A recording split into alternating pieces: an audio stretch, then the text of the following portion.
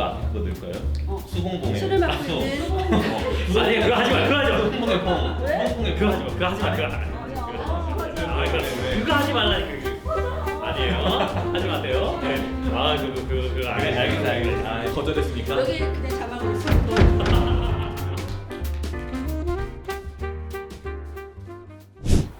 네, 안녕하세요. 오늘은 나를 그림책의 세계로 인도한 그림책 작품 3권으로 여러분을 찾아왔습니다. 안녕하세요. 안녕하세요. 이렇게 3명이 나왔는데요. 먼저 소개 들어보겠습니다. 안녕하세요. 그림책이랑 노는 거 좋아하는 놀자샘 강수진입니다. 네, 안녕하세요. 저는 산골학교 전문교사 최고봉입니다. 안녕하세요. 안녕하세요. 교실 책방 소소한 하루를 운영하고 있는 봉봉쌤 최봉윤입니다. 와, 환영합니다. 네, 오늘 여러분과 함께 도대체 어떻게 해서 그림책의 세계로 입문하게 되었는지 이야기를 나눠볼 건데요. 오늘 봉윤쌤은 도대체 어쩌다가 그림책 세계로 들어오게 됐는지, 어떤 책을 들고 오셨나요? 네, 제가 오늘 들고 온 그림책은 선생님은 몬스터라는 그림책을 들고 왔어요. 선생님은 몬스터, 어떤 책인지 한번 이야기를 나눠볼게요.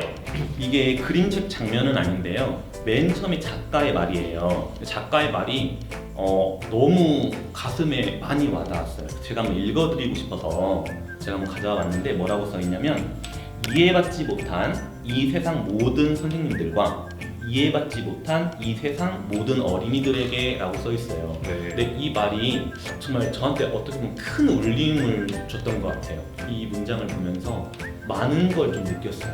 제가 두 번째로 고른 부분은 아, 이 여기군요. 부분이에요. 예. 근데 제가 왜 이 장면을 골랐냐면, 그 당시 딱 제 모습이 이런 모습이었어요. 그냥 저리 비켜, 자리에 앉아, 공부 시간에 종이 비행기를 날리는 녀석한테 쉬는 시간이라니 어림도 없다. 네. 하면서 아이들을 보기보다는 제가 만들어 놓은 그런 규칙적인 그런 세상 속에 아이들을 좀 맞추려고 하지 않았나 라는 그런 생각이 들어서 이 장면이 마음에 와닿았어요. 이 아래 부분도 한번 읽어주시죠. 괴팍한 커비 선생님. 네, 이게 이제 여기 나오는 주인공 아이가 이제 하는 말이거든요. 근데 아이가 딱 느끼는 그 모습이, 선생님의 모습이 지금 이런 약간 몬스터 같은 모습인 거죠. 괴팍한 얼음 왕자 선생님. 네. 이제 이 대목은 어떤 일이 벌어지냐면, 간단하게 말씀을 드리면, 이 주인공 이제 바비가 커비 선생님을 어디 공원에 갔다가 우연히 만나는데, 선생님을 봤을 때 맨 처음에 되게 이제 두렵고 떨려해요. 왜 그러냐면 그동안 교실에서 하도 무섭게 이제 그런 모습들이 있었기 때문에, 그래서 되게 어색해하고 있다가 맨 처음에 그 종이 비행기로 혼났거든요. 근데 선생님이 여기서 어떤 걸 해주냐면 종이를 주면서 종이 비행기를 이제 아이한테 적게 해주는 거예요. 저는 이제 이 장면이 선생님이 드디어 이 바비의 마음을 이해하기 시작했구나 라는 걸 느꼈어요. 네. 자, 그럼 마지막 장면인데요.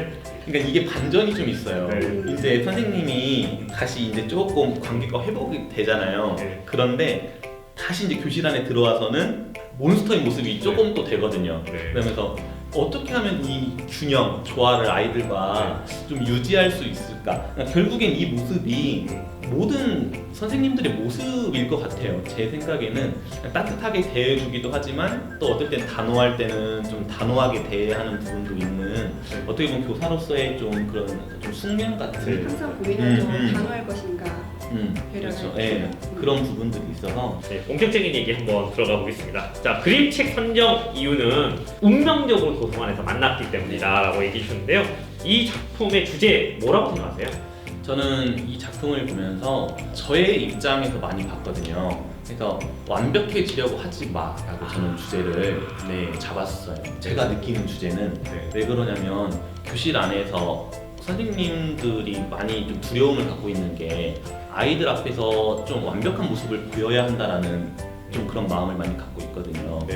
그래서 저는 교사가 완벽함을 유지하는 것보다는 조금 빈틈이 보이더라도 아이들과의 관계를 먼저 형성하는 부분이 중요하지 않을까라는 생각이 들어서, 완벽하지 않아도 돼 라는 걸 저한테 해주는 거예요. 네. 이 작품의 묘미 뭐가 재미나요? 가장 재밌는 부분을 한번. 저는 이 작품은 커비 선생님의 얼굴이 변해가는 거라고 생각을 하거든요. 네. 점점 이제 아이하고 마음을 열어가면서 네. 선생님의 얼굴이 사람 형태로 바뀌거든요. 여기 몬스터 완전한. 네. 네. 그리고 이제 여기는 이제 사람으로 이제 변했는데 다시 비행기를 달리니까 조금 몬스터로 조금 또 변하는 부분이 있어요. 네. 그래서 이게 정말 이 피터 브라운 작가가 네. 잘 살렸다라는 생각이 들었어요. 교실 안에 네. 선생님과 학생과의 관계를 네.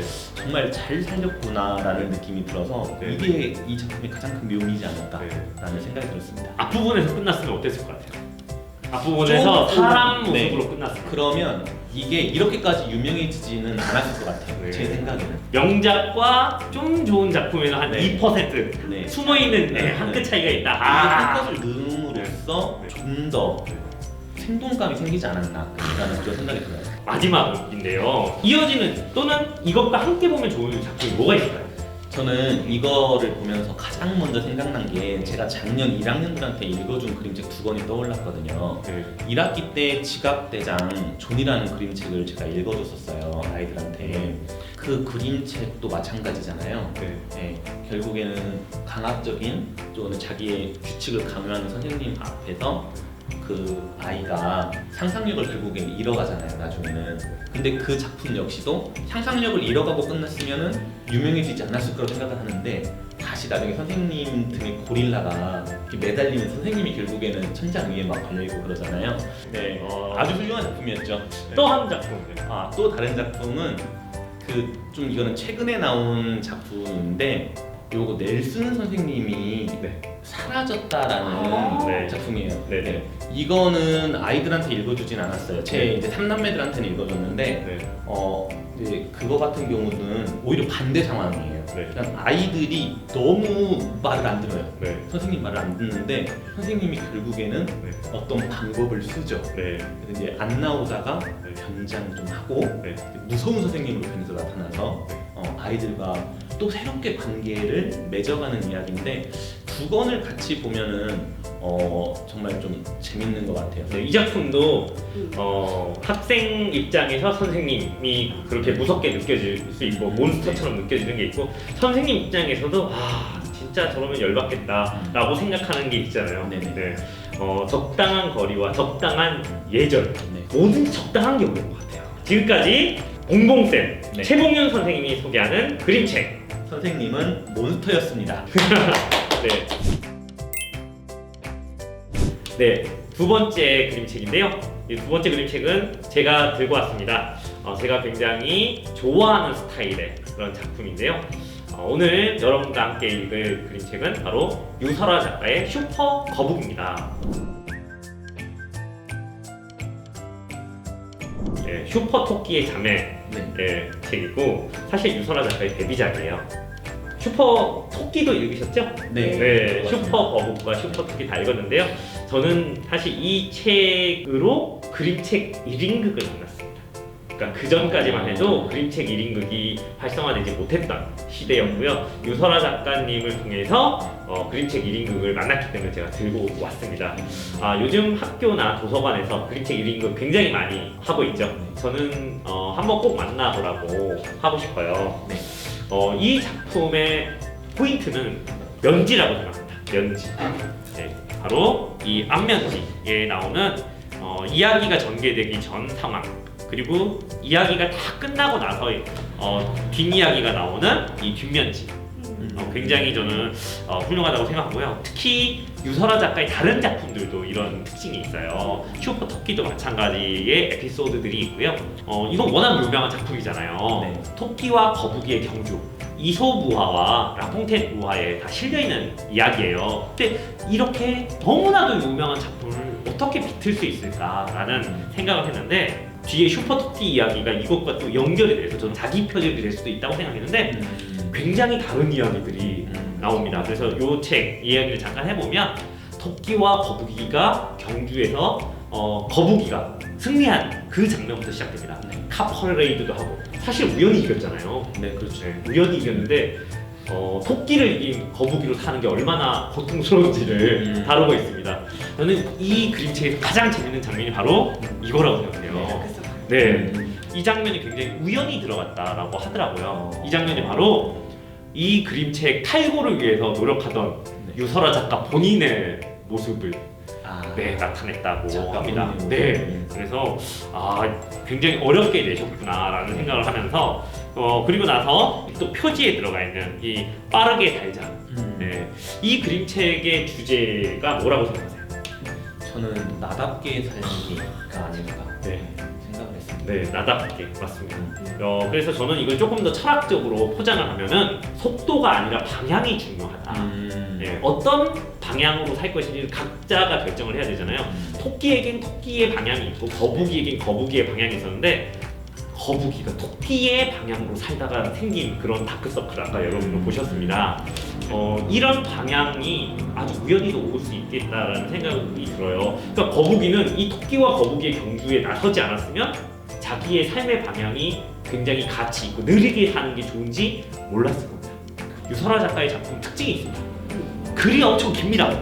맞아요. 네, 그림책스럽지 않다라고 어떤 분들은 얘기하기도 해요. 짧은 여기 부분도 있지만 기본적으로 굉장히 이야기가 길어요. 그래서 제가 유설아 작가님께 그런 말씀을 드렸는데요. 유설아 작가님은 우리나라에 단 한 명뿐이 굉장히 긴 스토리를 가진 그림책을 내는 작가십니다. 네, 그리고 이건 유설아 작가님만 할 수 있습니다 라고 얘기를 했죠. 네, 그러면서도 굉장히 등장인물이 많아요. 자, 요 장면 보시면 여기 요 장면하고 바로 다음 장면인데요. 굉장히 캐릭터가 많이 등장합니다. 네, 그래서 여기 찾아보면 거북이 등껍질을 맨 기린 뭐 등등 여기 굉장히 많죠. 지금 이렇게 등장인물이 많이 등장하는 것도 유설아 작가의 그림책 특징이에요. 이 책과 함께 다른 유설아 작가님의 작품 두 가지 측면에서 하나는 이야기가 굉장히 길지만 탄탄하고 두 번째는 등장인물이 굉장히 많은 이런 특징들을 가진 작품들을 읽어보면 색다른 작품이 될 것이다. 그리고 또 다른 그림책의 매력에 빠져들지 않을까라는 생각을 하면서 두 번째 작품 슈퍼 거북 추천합니다. 축하합니다. 세 번째 책 제목부터 심상치 않습니다. 네, 책 속의 책 속의 책. 네, 책 속의 책을 가지고 왔어요. 제가 왜 이 책을 골랐는지 아세요? 여러분 아시는 것 중에 하나가 제가 책을 어마어마하게 사잖아요. 네, 정말 많이 그렇죠. 네, 걱정될 정도로 사잖아요. 네네. 그런데 그 책을 그렇게 지켰던 이유가 책의 금사빠. 네. 어머 이 책도 좋아, 이 네. 책도 좋아 이런 거였는데 네. 어느 순간부터 저한테 그 필터링이 되던 순간이 있어요. 그 시기랑 맞물리던 책이 이 책이에요. 네. 그래서 이제는 모든 책들이 다 각자의 매력을 가지고 있지만 특히나 어떤 책이 더 나에게 더 다가오는구나, 내가 어떤 책을 좋아하는구나를 느끼게 해준 책 중에 하나가 이 책 속의 책이에요. 근데 요르크 밀러 많이 들어보셨을 거예요. 그 학교에서는 두섬 이야기, 그 사회 시간에 많이 활동을 하거든요. 그리고 최근에 나는 고민책을 살고 싶은데, 그리고 토끼들의 섬이라고 환경 관련 주제의식이 강한 책들을 많이 발간을 했어요. 그런데 철학적이고 문제의식도 있는 것들을 담아내는 이 작가가 거기에 그치지 않아요. 책 가지고 할 거 다 해요. 장난을 쳐. 장난꾸러기. 네. 엄청 장난꾸러기인데 이 장난이 너무나 멋진 거야. 이거는 여기 한번 보여드릴게요. 일단 이 책을 딱 받아본 우리 봉현 선생님 반응 뭐였죠? 책이 왜 파손돼서 왔지? 네, 맞아요. 자, 여러분들 이거 혹시 구입하실 때 여기 온 거 파손된 게 아닙니다. 네. 잘못 왔습니다. 네. 이 유르크 밀러도 다 생각이 있었습니다. 네. 그래서 다 계획이 있었던 건데요. 자, 이렇게 열어보면 네. 이 포장지인데 이렇게 돼 있는데요. 사실 덮여지죠. 네. 덮여지죠. 네. 이 아이가 사실은 처음에 책 이렇게 선물을 받아요. 받는데 안녕, 네가 이 책을 열어줄 줄 알았어. 그래서 책을 이렇게 포장지 쭉 뜯는 거예요. 네. 이 장면이 바로 이거예요, 그대로. 네. 이런 식으로 가는데 그러면 전지적 작가 시점도 아니고 되게 하늘에서 이 아이를 바라보는 것 같은 느낌이에요. 대체 누구 말을 하지? 궁금증을 유발하면서 책장을 넘기게 돼요. 그런데 여기서부터 맞아 이거잖아 하면서 나도 한번 다시 책을 되돌아가게 돼요. 책장부터 표지부터. 그런 다음에 이 아이가 저랑 거의 비슷한 표정으로 하면서 책 속에 책이 있네? 라고 생각을 하는데 작가가 비밀을 숨겨놔요. 이 책 안에다가. 그런데 이 아이는 그 비밀을 풀기 위한 하나의 키워드 존재인 거죠. 그런데 이렇게 작가가 자꾸 불러요. 아니야 지금 네가 보고 있는 것은 그게 아니야. 너는 지금 책 속으로 들어와야 돼. 어떻게 하든 넌 책 속으로 들어와야 돼. 그래서 안내를 해요. 그런데 책 속으로 들어오는 방법이 정말 기상천외예요. 어떻게 하냐면 이 3D 안경. 어렸을 때 많이 이거 했던 것 같은데 그렇죠. 이걸 보면은 여기가 쏙 빨려 들어가는 것처럼 이 안으로 네, 입체적으로. 입체적으로 그렇죠. 느껴져요. 네. 그래서 정말 어린 아이들이 이걸 쓰고 자기도 들어가겠다고 파고 있대요. 그러다가 안 들어가는데 우는 아이들도 있대요. 오. 왜 나는 못 들어가지? 그런 식으로. 그런데 저도 실제로 이렇게 하다가 네. 이런 식으로 이렇게 가게 되더라고요. 그래서 누군가가 나를 부르는 장소로 가게 돼요. 근데 여기 토끼가 나오죠. 네. 이 토끼의 의미가 뭘 것 같아요? 네, 근데 서양 작품에는 환상의 세계 이럴 때 토끼 많이 나와요. 힌트, 앨리스? 앨리스의 토끼, 시계 토끼 같은 게 좀 있잖아요. 그렇게 해석하시는 분들이 좀 종종 있어요. 네. 드디어 책 속에 책으로 들어가서 누군가를 만나죠. 자기를 그리고 있어요, 마치. 난데 하니까 네가 나를 만나러 왔거든, 드디어. 정말 기다렸어. 나 정말 힘들었어. 너를 기다렸어. 처음에는 책 속에 책을 그리는데 이거 마무리 어떻게 될지 모르겠는 거야, 작가가. 너무 난감했던 거예요. 그래서 결국은 이 아이한테 도와달라고. 네가 나를 어떻게 좀 멈춰줘. 그리고 작가도 멈출 수 없는 것들을 이 아이가 어떻게 할 수 있을까. 그러니까 아이의 마음에서 생각해 보세요. 한없이 계속되던 책 속의 책, 여기서 끝내다. 이렇게 아주 아이답죠. 이런 활동들을 많이 하시더라고요. 너라면 어떻게 책을 끝낼 수 있을까?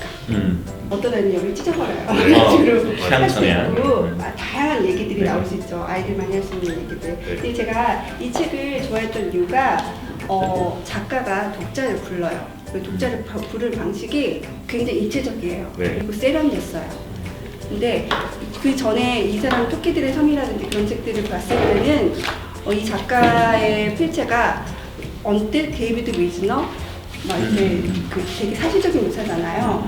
그래서 그다지 새롭게 다가오진 않았었거든요. 그런데 이 작품을 보고 나서는 굉장히 작품이 세련됐고 굉장히 아이디어가 반짝반짝하는 작가구나라는 느낌이 들었어요. 이 책 보면 뭐 떠오르는 장면 없어요? 떠오르는 책이나? 저는 그 오소리 작가인가? 네. 그 빨간 안경이 떠올라요. 거기도 이런 안경이 들어있어요. 그 안에도. 네. 놀자쌤은? 이 작은 책을 펼쳐봐도 생각이 나죠. 네. 그렇군요. 굉장히 단순한 연상이기도 한데요. 책 속에 책이 또 있는 책들이 네, 많아요. 많은데 그렇죠. 그 중에서도 이 작은 책을 펼쳐가는 아이들이 정말 만지고 넘기면서 책과 상호작용할 수 있는 재미있는 책이기 때문에 생각이 났던 거죠. 저는 이 책 보면서 끝없는 이야기 그쵸. 네, 떠올랐어요. 사실 되게 많은 이런 패러디 그림책류의 그런 데서 책 속에 책 이야기가 나오잖아요. 근데 조금 가벼워요, 재미있게. 그렇죠. 근데 이거는 정말 이거는 끔찍하죠. 네. 그렇죠. 그래서 이 책을 알고 있다는 것 자체가 자부심이었고요. 그리고 저는 이 책을 통해서 제가 늘 하고 있는 게 놀자쌤 빼나 책 사고 뭐 하려고 그래. 나중에 작가 하려고 그래. 아니에요. 그게 아니라 저는 정말 똑똑한 독자가 되고 싶어요. 능동성을 가지고 있는 똑똑한 독자가 돼서 좋아하는 작가를 만나고 좋아하는 책을 적극적으로 찾아 헤매고 이런 과정에서 그 희열을 느끼고 있는 내가 좋아야지 아이들도 좋아하잖아요. 맞아요. 그걸 느끼죠, 아이들도. 그럼요. 근데 제가 볼 때는 이 책이 나온 지가 꽤 됐어요. 한국에서 2005년이고요. 현지에서는 2001년 판권이더라고요. 이 작품들이 아마 1990년대 말에서 2000년대 초반에 이렇게 막 작업을 했겠죠. 그때 유행했던 거. 3D. 그러면서 또 저 더 어릴 때는 저는 이제 책받침에 이렇게 눈을 맞아요. 눈을 이렇게 네. 저는 이 책을 만나면서 그런 향수에 젖는 네. 그리고 그런데 네. 오히려 지금은 아이들에게 되게 신선한 요소예요. 그렇죠. 이게 오히려 접근을 못하니까 네. 이런 그렇죠, 것들. 그렇죠. 원조 3D. 맞아요. 진짜. 네. 그리고 이 작가가 한스 크리스티안 안데르센상을 네, 맞습니다. 94년에 받았더라고요. 그럼 네. 이거 나오기 전이네요. 그렇죠. 사실 한국에서 아직 받은 작가가 없잖아요. 네. 그래서 나중에 꼭 우리 작가들도 받을 수 있었으면 좋겠다라는 생각을 하면서 이 책과 함께 볼 수 있는 책 한 권을 더 들고 오셨더라고요. 토끼들의 섬 한번 잠깐만. 이 오늘 토끼들의 섬은 같은 작가의 작품인데요. 그 코로나19로 인해서 환경 그림책을 추천을 많이 원하시더라고요. 거기에 대표적으로 제가 추천하고 싶은 책 중에 하나예요. 그래서 동물권 그리고 환경에 대해서 생각해 볼 수 있는 묵직한 책입니다. 요르크 밀러 하면 오랫동안 10년 몇 년 연구해가지고 그 환경을 추적 조사해서 그림을 그리는 작가로도 유명을 해요. 그걸로 상을 받았어요. 대표적인 작품인데요. 여러분들에게 추천합니다. 자, 이렇게 우리를 그림책의 세계로 인도한 세 권의 그림책 작품을 만나봤습니다. 다음 시간에 더 좋은 작품으로 찾아뵙겠습니다. 좋아요? 구독하기 눌러주세요. 저는 오늘 댄스 동아리 지도교사로 오. 춤 이렇게 댄스 학교 댄스 동아리인데 소피 루비 요즘 연습하고 있는데 하고 앉아. 왜 갑자기 댄스 동아리를? 아, 제가 그게 댄스 돼? 동아리 지도교사입니다. 그게 돼요? 어, 선생님이 춤이 되네요. 아, 그게 문제죠, 그죠? 아니 그거를 원해서 한 거예요? 댄스 동아리 지도교사 아니면은 제가 굉장히 오랫동안 댄스 동아리 지도교사를 했다는 걸 못 믿으시는군요. 역사와 전통을 자랑하는 댄스 동아리 지도교사. 아니 수진 누나 하면 잘할 것 같아. 오해야, 어, 오해야. 네. 텐션이 높잖아. 네. 텐션